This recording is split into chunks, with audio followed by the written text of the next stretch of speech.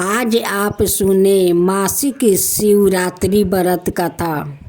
कथा के अनुसार पूर्व काल में चित्रा भानु नाम का एक शिकारी था। जानवरों की हत्या करके वो अपने परिवार को पालता था। वो एक साहूकार से कर्ज ले रखा था, लेकिन उसका ऋण समय पर ना चुका सका।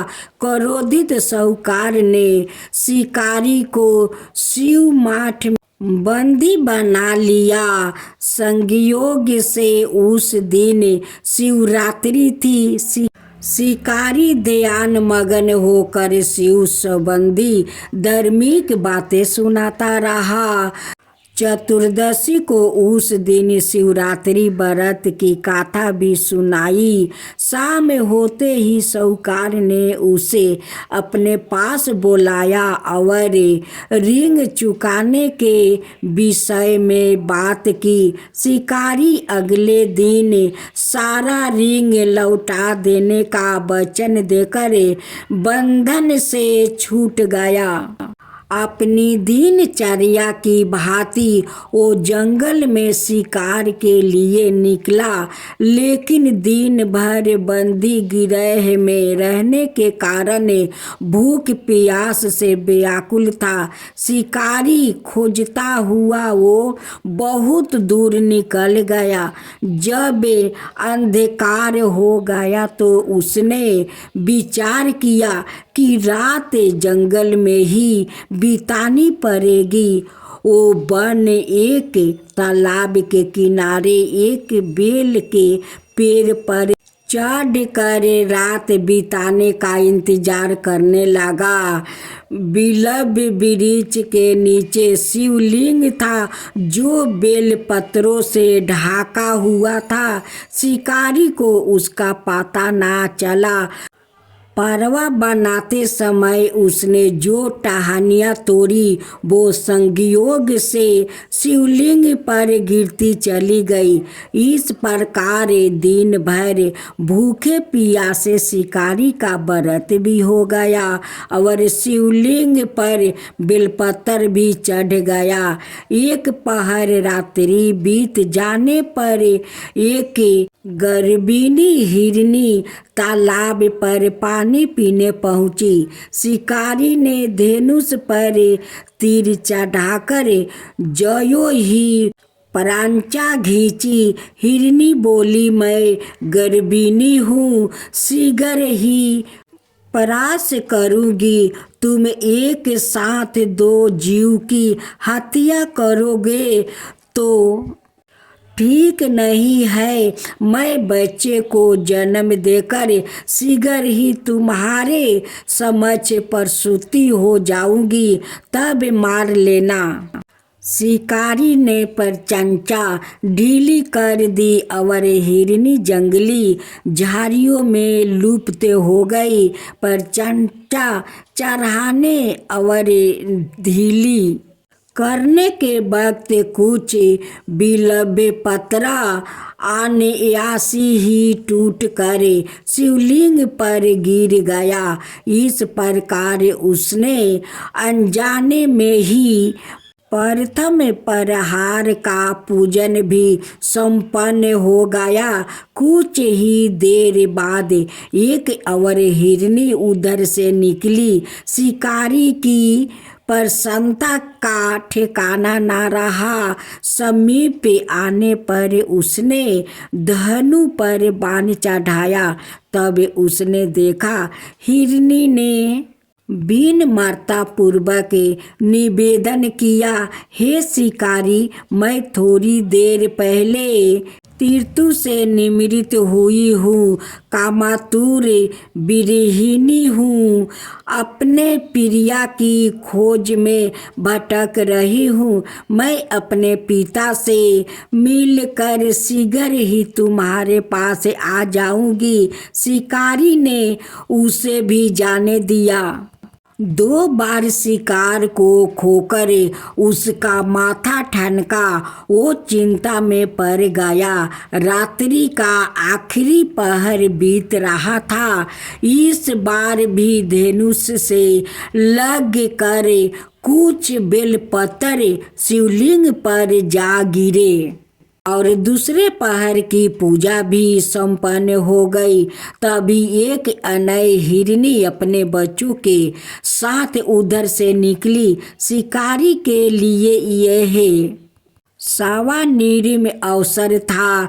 उसने धनुष पर तीर चढ़ाने में देर नहीं लगाई। वो तीर छोड़ने ही वाला था कि हिरनी बोली, हे शिकारी, मैं इन बच्चों को इनके पिता के हवाले करके लौट आऊंगी। इस समय मुझे मत मारो। शिकारी हंसा और बोला, सामने आए शिकार को छोड़ दूं? मैं ऐसा मूर्खता नहीं। इसमें पहले मैं 2 बार अपना शिकार खो चुका हूँ। मेरे बच्चे भूखे प्यासे से बिलग हो रहे होंगे। उत्तर में हिरनी ने फिर कहा, जैसे तुम्हें अपने बच्चों की ममता साथ रही है, ठीक वैसा ही मुझे भी।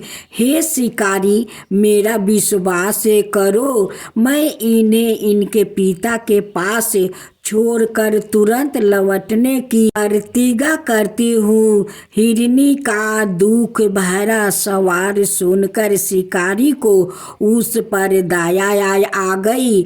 उसने उस मिर्गी को भी जाने दिया। शिकारी के अभाव में और भूखे प्यासे से व्याकुल शिकारी अनजाने में ही बोले, वृक्ष पर बैठा बेलपत्र तोड़ तोड़ कर नीचे फेंकता जा रहा था।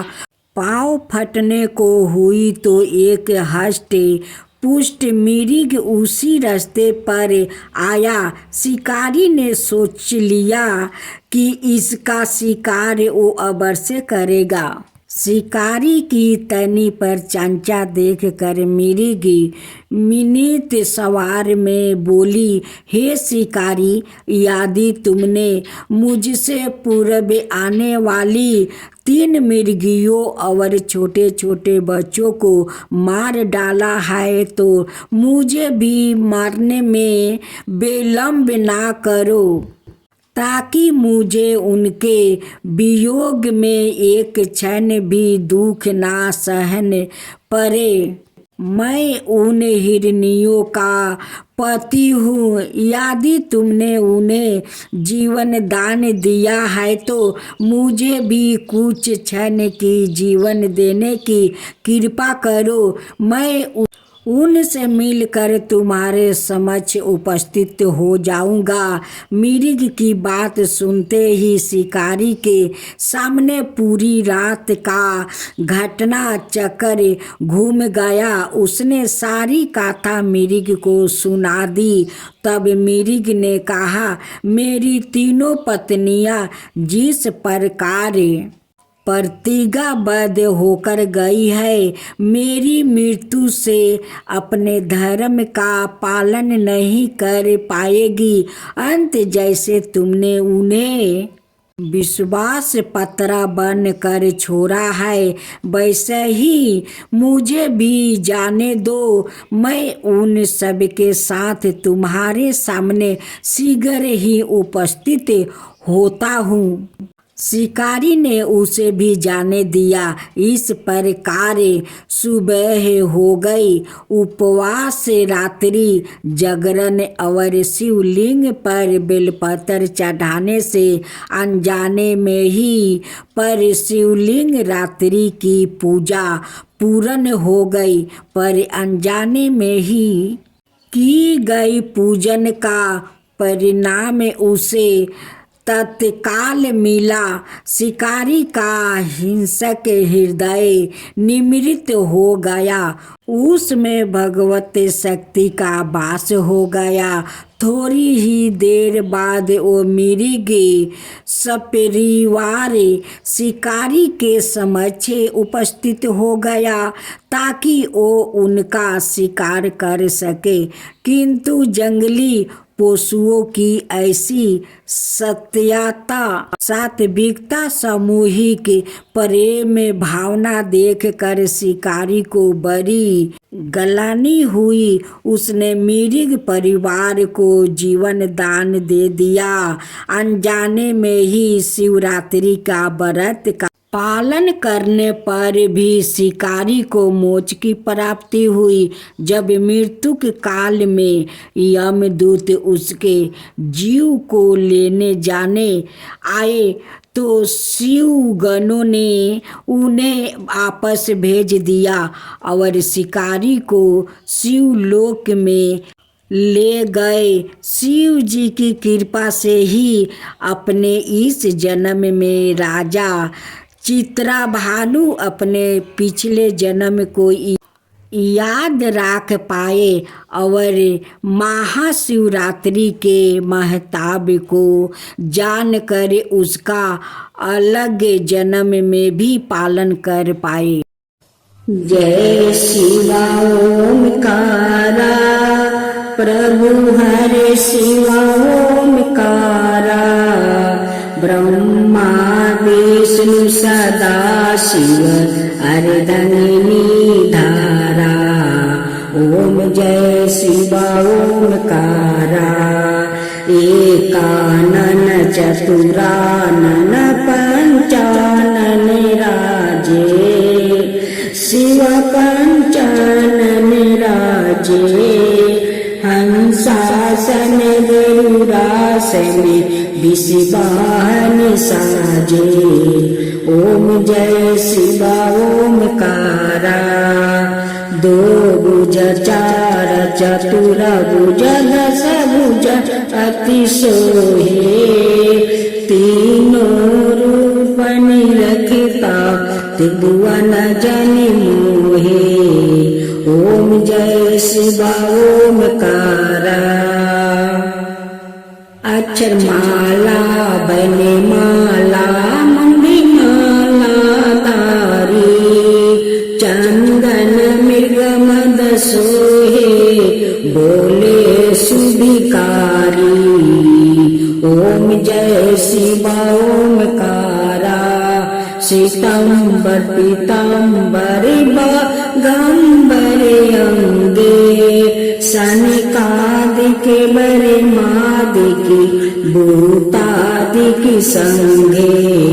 ओम जय शिवा ओमकारा, करके मध्यम कमंडल चक्र त्रिशूल धरता, जग करता जग भरता जग पालन करता। ओम जय शिवा ओमकारा, ब्रह्मा विष्णु सदा शिव जानते अविवेका, प्राण बचर के मध्यम यह तीनों एका। ओम जय शिवा ओमकारा, तिरगुण शिव जी के आरती जो कोई नर गावे, शिवा जो कोई नर गावे।